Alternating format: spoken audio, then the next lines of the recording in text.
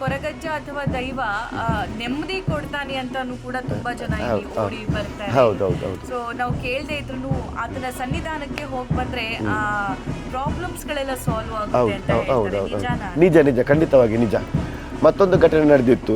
ನಾನು ಹೋದ ಸಲ ಒಂದು ಫೆಬ್ರವರಿಯಲ್ಲಿ ಒಂದು ನೇಮ ಕಟ್ಟಿದ್ದೇನೆ ಮಂಗಳೂರಲ್ಲಿ ಕೊರಗಜ್ಜಂದಿ. ಅಲ್ಲಿ ಒಬ್ಬರು ಹೆಂಗಸು ಬಂದು ನನಗೆ ಗಂಡ ತುಂಬ ಕುಡಿದು ಟಾರ್ಚರ್ ಕೊಡ್ತಾ ಇದ್ದಾರೆ, ನನ್ನ ಹತ್ರ ಅವರ ಹತ್ರ ನಮಗೆ ಸಂಸಾರ ಮಾಡಲಿಕ್ಕೆ ಆಗೋದಿಲ್ಲ, ನಾನು ಡೈವರ್ಸ್ ಕೊಡ್ತೇನೆ ಅಂತೇಳಿ. ಅದಕ್ಕೆ ದೈವ ಹೇಳಿತ್ತು ಅಲ್ಲಿ ಅಭಯದಲ್ಲಿ, ನಾನು ಕುಟುಂಬವನ್ನು ಒಂದು ಮಾಡುವುದು ಗಂಡ ಹೆಂಡತಿಯನ್ನು ಒಂದು ಮಾಡುವ ದೈವ, ಎರಡು ಮಾಡುವ ದೈವ ಅಲ್ಲ. ಅದಕ್ಕೆ ಹೆಂಗಸು ಹೇಳಿದ್ರು, ಇಲ್ಲ ನನಗೆ ಅವರೊಟ್ಟಿಗೆ ಜೀವನ ಮಾಡಲಿಕ್ಕೆ ಸಾಧ್ಯನೇ ಇಲ್ಲ ಅಂತ. ಅದಕ್ಕೆ ಅಪ್ಪಣೆ ಕೊಟ್ಟಿದ್ದಂತೆ, ನೀವು ಬರುವ ವರ್ಷ ನೇಮಕ್ಕೆ ಬರುವಾಗ ನಿಮ್ಮನ್ನು ಒಂದು ಮಾಡ್ತೇನೆ ಅಂತೇಳಿ. ಹಾಗೆ ಅದು ಹೆಂಗಸು ತಲೆಯಾಗದೆ ಅವರು ಡೈವರ್ಸ್ ಕೊಟ್ಟರು. ಡ್ರೈವರ್ಸ್ ಕೂಡ ಆಯಿತು.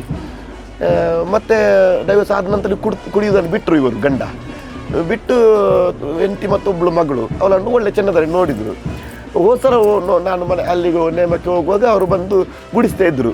ಅವ್ರು ಹೇಳಿದರು, ನೀವು ಕಲ್ದಾಸ ಹೇಳಿದ್ದು ಅಭಯ ನನಗೆ ನಡೆದು ಹೋಗಿದೆ, ನಾವೀಗ ಒಳ್ಳೆದಾಗಿ ಇದ್ದೇವೆ, ಗಂಡ ಹೆಂಡತಿ ಒಬ್ಬರು ಒಟ್ಟಿಗೆ ಇದ್ದೇವೆ. ಮತ್ತೆ ಅಲ್ಲಿ ಗೂಳಿ ಹಿಡಿದ್ರು, ನಿಮ್ಮನ್ನು ಹೋಸಲ ನಾನು ಹೇಳಿದ್ದೇನೆ ನಾನು ಸರಿ ಮಾಡ್ತೇನೆ ಅಂತೇಳಿ, ಈಗ ಸರಿ ಮಾಡಿದ್ದೇನೆ ಅಂತ.